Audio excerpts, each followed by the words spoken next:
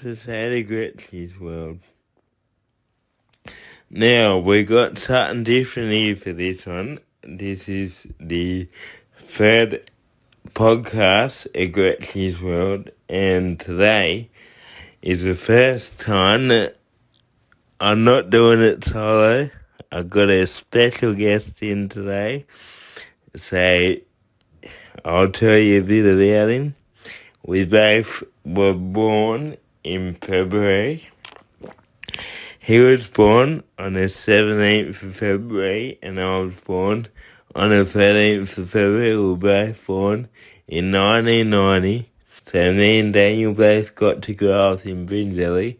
We both went to Bringelly school together, and we really went through high school together at Elizabeth the Carver. So we've been known each other and been friends since we were about 5 years old. And we've had some good memories, and we're still best friends to this day. Get on our YouTube and Spotify channel, that's Gretchy's World, and the Instagram channel is Gretchy's World 69, that's number 69.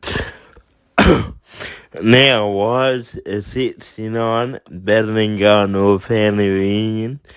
Because a 69 makes you feel better, boosts your confidence, and you've only got to look at one asshole for the whole day. Reminds you that song I used to sing all the time when I was a kid. Millions of pages for free. Millions of pages for me. So here we are, Bringelly over with Daniel here, and we're about talking about times in Bringelly, starting with Bringelly school. So what do we all say? The old Bringelly. Yeah, mate. That's the old stomping ground where we grew up. Yeah. We're only actually just down the road here at our local soccer field, so we come down here, for a while there, every other bloody Saturday, really. Hit the ball, practice for footy when Daniel was playing footy, and you played for the Jets. When did you play for the Jets?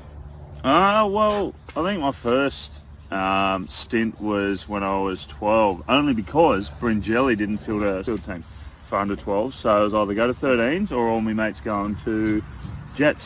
So I decided to go to Jets, 13s to 16s, played some rep footy, made some development squads, and then finished up when I was 18, then made a stint back because Gretch pushed me in the direction to come back to footy.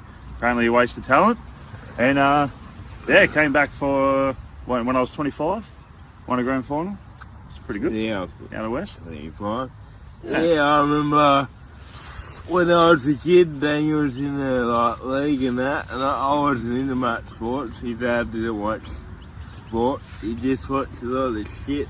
But I remember in high school, I started playing footy with the other kids, and I started enjoying it, and I wanted to play footy myself. And then when we were in year 7, me and Daniel come here to Bringelly Oval. Daniel showed me how to kit better and all that. That then he couldn't do much. And I remember we had days where I had any good days, bad days, or the days where I couldn't catch the ball, and Daniel would go, alright, we're going to be here all day till we catch the ball. And what did you do? You remember? Oh, mate, we had this little session. It was like the idea of hot potatoes. Well, we had about, 10 footballs? 10 footies? Yeah, all on the ground. But he was buggered, mind you, at this point. His hands were low, he wasn't up, he was just dragging feet. So I said, alright, let's go. This is the most important part when you're fatigued, is where can you push yourself from that point of fatigue. And it was 10 balls surrounding him, getting his feet fast, hands fast, and I'll go around, hot potato, quick, toss, toss, toss. And it was all about agility with the hands, quickly getting onto the ball. And we would do that good solid 10, 15 minutes at some points. The point, you're just buggered. Like, we'd already been down here for an hour, and yeah. Yeah, but I didn't know he was going to do it sometimes. No, that's right. Surprise. Like, we'd be passing the ball, and then I'd keep dropping it, and then they'd be on again, and then he'd start fucking throwing it at you one after another. He'd hit me in the head and everything, and I'd be trying to catch one, and another one would be coming, catch it, drop it, catch it, drop it. And yeah, that would feel good. Sometimes I think it was actual full beneficial because I was actually throwing it at your head sometimes. I mean, it was good for the agility, but, you know, it's good to get hands on. I remember, like, when you throw a soft pass, I might drop it, and then you throw a fucking hard one, and I'd always catch it. I think because I didn't need to think about it. Yeah, that's it. That's the thing too. You think about things too much, overcompensate. Yeah. So, and then, yeah, we did that, like Daniel helped me get good at that, and then I ended up playing footy later on after school, but Daniel, when did you say you stopped playing to the Jets? 2015. 2015, and you took how many years off? Oh, sorry, when I had my first initial stint would have been just out of high school because I went and played soccer for a year with the boys out of high school. That was a great year. But yeah, probably 2007 because we graduated that year. Yeah, 2007. You went back to it. Yeah. Yeah, and I remember, yeah, it was real. Like, I always thought he was a pretty good footy player and he had potential. And I don't know, I remember him ringing me up going back to footy. I said, fuck yeah. I said, you can be fucking real. Like, I thought he could be the best at it. So I said, alright, me and you, we're going to the Oval once a week. We're going to fucking get you good for footy again. Yeah, you're a hard bastard for that time, I tell you. His kicking game was always good. He always helped me my kicking game. So I said, alright, we're going to work on that, get it real good. Oh, mate, he pushed me too. We were down here, same thing. It was almost similar. We were towards the end of the sessions. I'm flat on my back already, breathing for air, and he's getting me to do 40-20s for 20 minutes, non-stop. And he's like, come on, alright, back 5. And once I hit a few 40-20s, back, 40-20, back. We ended up doing, by the end of it, 20-20s. 20-20s, yeah. And in the end of it, he kind of looked at me in the eye and was like, see, told ya. As in to say, you know, always have that faith to believe in your abilities and to believe in what you can do. Because there's always a little bit more. And he pushed me to find a little bit more. And that year, we went on to win the grand final out at West, and yeah, it was a great year. And if it wasn't for him pushing me mentally and physically, I wouldn't have done it. I wouldn't have been there. But that's what we've always been like too. Yeah, I knew he could do 40-20s, and then I looked at him, I said, fucking 20-20s, he's like, what? And then yeah, we just started. I remember when you said that, I was like, come on, you can do it, let's go. And then like, sometimes he gets shit to me. Oh, but like a kid, eh? My back hurts. It's alright, let's go. Shut me, eh? Oh, fuck. I remember that time that you were returning Star Wars, the new Star Wars movie coming out. Fuck, what was it called? The Disney Episode 7. Phantom Menace. Nah, the number 7 is when they went to Disney. Ray and all that. Yeah. Fuck. That's why I don't remember it. Anyway, I try not to remember it anyway because it was shit. Disney's fucked. Coming back with a bit of Ahsoka. It's alright. Yeah, doing some good deeds there. It's seriously good. But I remember that Star Wars movie coming out, and, you know, because Star Wars was coming out, I went through watching, like, episode 1 to 6 at that time to get ready for the new Star Wars. And it was all in my brain was Star Wars, so I remember for Daniel's fitness to get him back in the footy, I said, alright, fucking, I'll be Yoda. I thought, I'm Yoda, you're Luke Skywalker. So we set up a Carried around on me back for 2 days. Figure eight. We set up figure eights. Yeah. And Daniel had to do figure eights with me on his back for 5 minutes. And as he's doing it, I'm like talking like Yoda, you know. In my ear. Train hard, you must. And shit like that. So yeah, it was real good. Going back to when Daniel played footy at school, I remember one game, and it was here at Camden, and we had a few mates from school, Steve from Bringelly, and all in that Narelle Jet side that Daniel was in.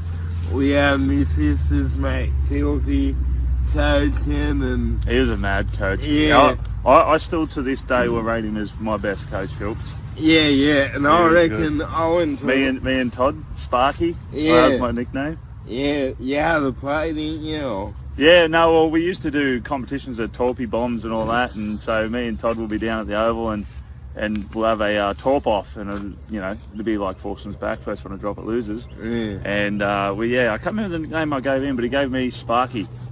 I don't know why. The electrician, but the old electrician. I don't know, maybe it was like lightning, I don't know, but it was, that was some good days with Philpy, eh? Yeah, I just thought that whole team was not real good. That was 16s or 17s, I think. Yeah, I think it was the end of school. Maybe a year after school. Yeah, I can't remember if that was the year that we were sitting around 4th or 5th, maybe pushing 3rds. I think 4th or 5th. And Mittagong and Picton were always head of the table whole year, flogging everybody. And we played our game leading up to semis, and it was 0-0 with 5 minutes left of this game. It was the most grueling game in any sport that I've ever played, competitively, and it was absolutely ridiculous. 5 minutes left, 0-0, and they've outnumbered us on the sideline, and I was fullback or wing at that time. And then there was a cutout ball, and it hit, you know what, actually might not even be Philpy's team, this might even be Feeney's dad's team, I think, Fiend Dogs. Alright, yeah, we'll go on with that. Yeah. Philp Dogs, yeah. And just quick, because this is memorable, this one. And 5 minutes left, and Glenn Bess's charge out line, there was 3-on-2 defenders, and charge out line picked this guy up and absolutely dumped him for a knock on, and we went out to end up getting a try after that, nearly a full-length try, and to 6-0. Spateria was in the side then. Yeah. Big hitter. Oh, mate, he had shoulders. But yeah, no, that was memorable. But also, yeah, Philpy, mate, we had such a good team because it was such a crossbred team. Like, we had a bit of everything in it. Yeah. And Phil, he was always chillax. I think we had another coach at the start of the year that was shite. Absolutely shite. And we got rid of him quick smart. And Philpy stepped in and was like, yeah, I'll train you boys. Mate, I think it's because it came down to a good coach and his attitude and the way he looked at the game and brought a bit of enlightenment and fun to it, which made us relax and get into a groove. And actually, when you became more of a whole as a team and have a bit of a bonding, you play better football. You're doing it for your mate. You're not just doing it for, some wanker over there next to you that you don't like a trainer, Yeah, and I think Philpy was everyone's mate. Yeah, he was. Philpy couldn't do much on saying. Everyone in the team fucking loved him, and he was a good footy player too. Yeah, he was good. He was getting paid a bit to play half that for maybe Narelle, I can't remember. Yeah, I can't remember. At the time. Can't remember those stats. But I just remember that, sometimes Philpy would pick me up and from my house and drive me to your games, and I'd come watch. And yeah. I remember one day me and Mum went to Camden, watched you play Camden Rams, and it was we had the whole memorial for the Woods boys, and then as the kick-off went in, you just got into it. Yeah, I do remember that. That was a massive game because it was at Rams, home ground for Rammers. We did them into the silence. That was because of Jets, and it was a head clash. But it's always a head clash because where we train at Narelle Jets, you can actually see if you're at the field looking up the clubhouse end on the right hand side at night time, you can see Ken Rams Oval. The lights are on, and So it's a bit of motivation while training. You can see them and, you know, you're just like, we're playing you this week. I hope you're switched on because, you know, we are as well. But yeah, Phil, well, that was pretty much where you finished up that year, and that was the last year you coached, I'm pretty sure. I think, from memory. I think so. I haven't seen him for a while, so Phil, he used to listen. G'day, Phil. Yeah, you going, mate? Haven't seen you in decades. Yeah. It's been a time.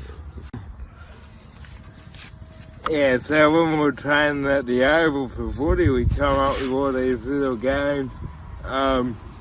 We had to see who could grab her from the 10 out, grab her, hit the upright. But it wasn't just straight, let's just aim at the post. It was, sometimes we were a bit further than 10, it was like 20, and it was all about banana grubbers. So just dialing it in as if you were kicking for the in goal to keep it in the in goal rather than running straight out, doing a banana grubber, and then hitting the post, or wrapping it around behind the post, and then you would have, as in that's the fullback, and you would have a lead runner, say myself or Gretchy would be running through, and what I would be is I would be 10, 15 metres on this side of the post. He would grub it around behind, but it had to come back around to me to be in the in goal, and would set up tries for each other. Same with chip chases. We did a lot of chip chasing down here, practicing how to sit the ball up properly on a chip chase. Chips into the corner, 10 metre in chips, so you had a defensive setup. So if they had caught it in the corner, we'll defend it in the corner nice and tight. Grubbers, long grubbers to the corners, crossbar challenges, that was awesome. Gretch, you got a few up on me that one. Yeah, I love that one. That was all about 10 out, 20 out. Yeah, we used to practice just everything of the basic game, really. Chipping into like certain like boxes. So bins. So chipping into I used to do that as a kid. Yeah, the auto bin is good because it's like the harder the auto bin is, the harder someone's arms. Yeah, and it's so the same diameter, similar diameter, unless you're a Cephalosolian runner and about 7'2" and 180 kilos. Yeah. He's a big boy. Yeah, we couldn't get the fridge out the fuck of there. So we just went for the bin. Easy option. But yeah, that was our basic. It wasn't so basic because at this point in time, we're running 30, 40 minutes flat out, continuously doing these. The grubbers in goals was chip and chase and then try, and, you know, even running across doing banana kicks to each other. Practicing the banana kick was an important thing. That was a Joey special. Because that was such a key play too when you're running towards a post. And you can banana 15, 20 metre, not like a full field banana, but a 15, 20 metre banana, to get it around into the in goal and back to the try line itself to have a lead runner come through and catch and try. Because in that way, if they catch it, they don't get a 20 metre restart. And if it's caught on the line, then that way you can force them back in goal for a goal line drop out. Yeah. No, it feel good. I think it helped both of us. Especially having a bit of games and competing with each other, we're both competitive. And very competitive. To the point where we were arguing down here at each other sometimes, like, not playing for sheep stations. Like, fuck, I'm not.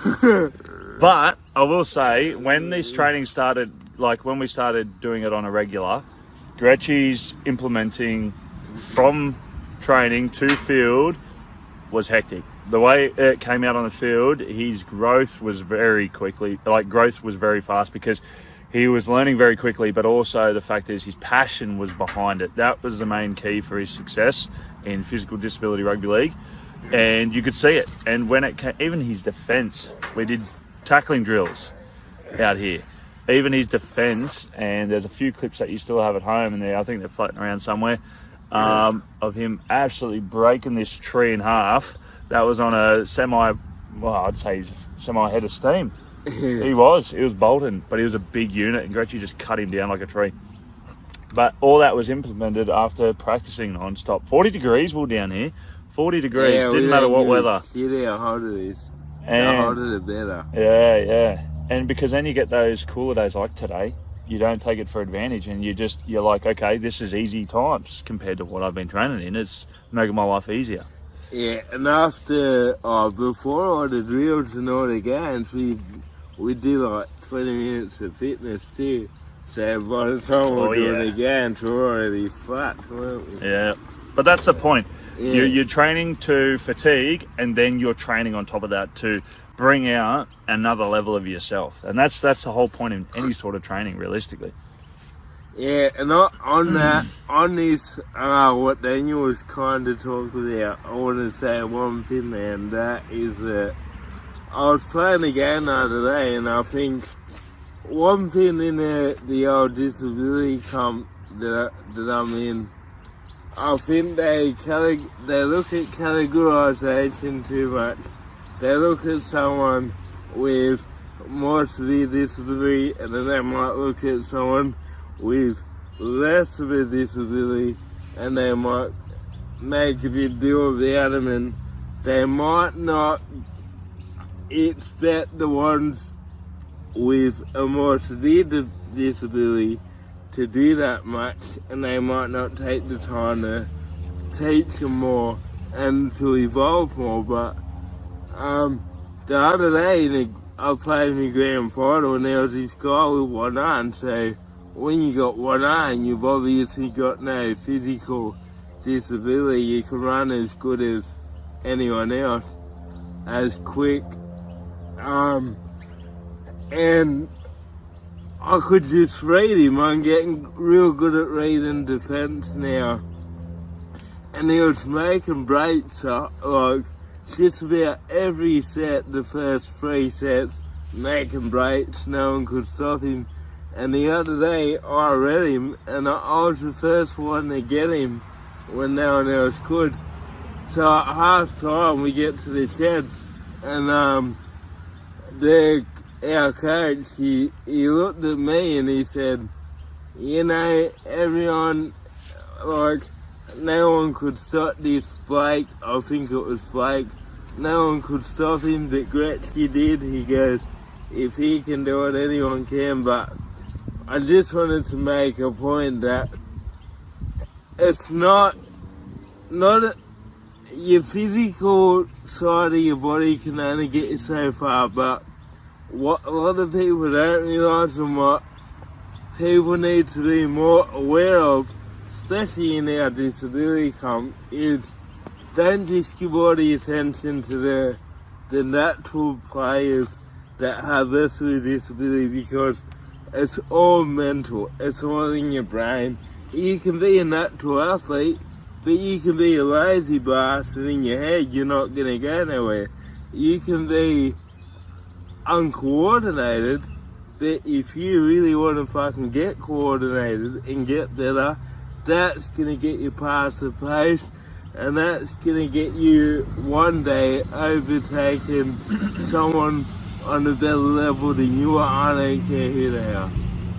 Yeah, because a lot of the mental, like, and I've seen it with Gretchy's growth since he was, I've known him since Grasshopper, and it's a lot of you can have the physical state as it is, but if you don't have the mental capacity to push past your limits, Gretchy wouldn't have been where he is today if his mentality wasn't as strong as it is, and he's up and go for life. It's just how it is with anything in life. If you're not willing to commit and give it a go and have a crack, 100% have a crack, you're not going to improve anywhere. No. Anywhere. No matter what it is, guitar, football, soccer, the classroom, doesn't matter. You have to mentally be prepared to have a crack and fail. And then if you fail, okay, now I've learned something, now let's go again. And that's how it is. And that's how it was with Gretchy throughout his whole life, was always learning and improving and bettering himself every step. Yeah. And that's why kind of a lot of parents now, they might have a kid with disability and they feel sorry for them, or they want to give them the best life, happiest life. But yeah, you want your kid to be healthy, but you don't want to over-smart him and, cotton wool him too much. When he gets older and leaves school, he's going to have to face challenges even before school. Him or her's going to face challenges. If you don't get him used to them challenges, or if you don't make him aware that challenges are going to happen and prepare him, it's going to hit them in the face. They're not going to be ready for it. Yeah, that's right, and it's a big thing, especially when you lead into, as a kid, to high school times where, you know, kids' personalities are changing, they're growing, and some areas aren't so nice.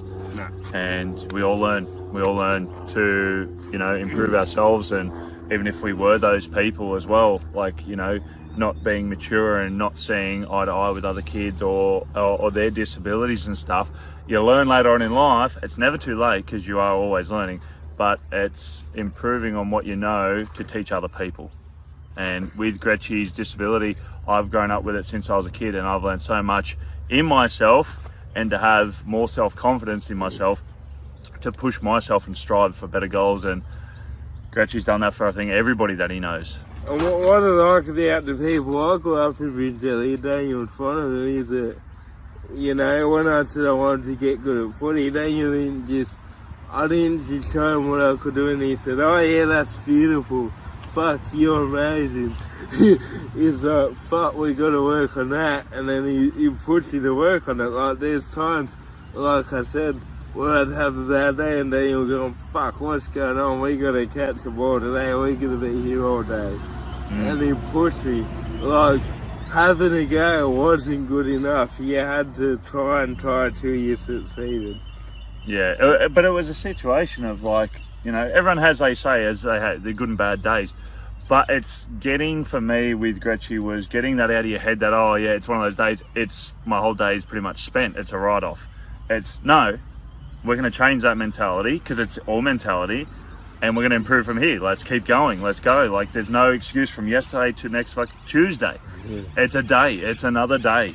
Why fuss on, oh, it's all right, it's a write-off? No, it's not. Let's keep going. We'll get there. Yeah, and may take longer, but we'll get there. And I was actually talking to someone the other day. Can't remember whether it was Taylor's or something, and we were saying how now a lot of kids with disabilities in like public schools, they put them in their own special classroom, but Bringelly School, we had someone like Jack Napier who was, I think he was autistic. Yeah. And he just went in a normal class with every other kid there, and he just, I think, you know, he got no, like, not much special treatment, and I think a lot of the other kids at Bringelly, they just kind of taught to him, and he just played with everyone. Because he seemed it as more of a normality for him to be involved with what everybody else is doing. Because, I don't know, the times have changed, and they always will.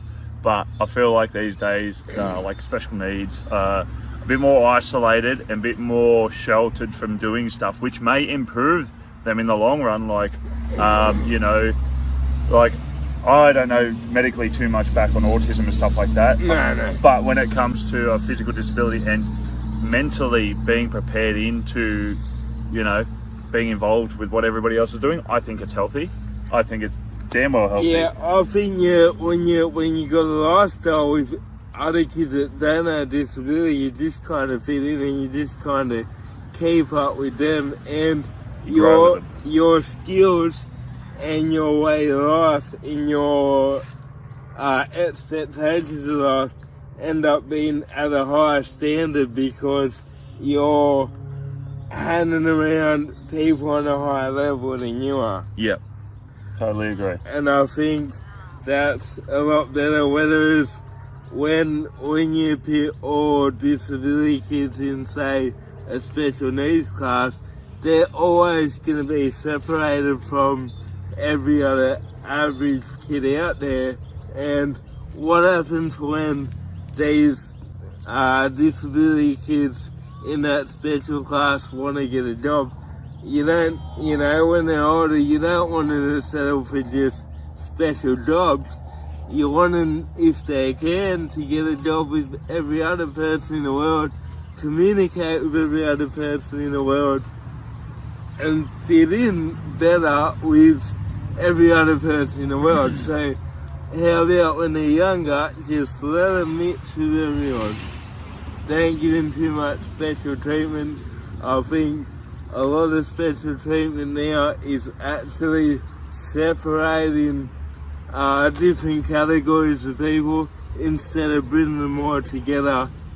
So yeah. I think you would agree when I'm saying this too, Gretchy, though, that like it also helps for their communication skills, for people's communication skills, being with abled and disabled combined bodies in a room for when they are going to go to a workforce or are going to, be in the external world of what they know, is therefore they're used to it. So therefore they're like, okay, I can talk to this person normally.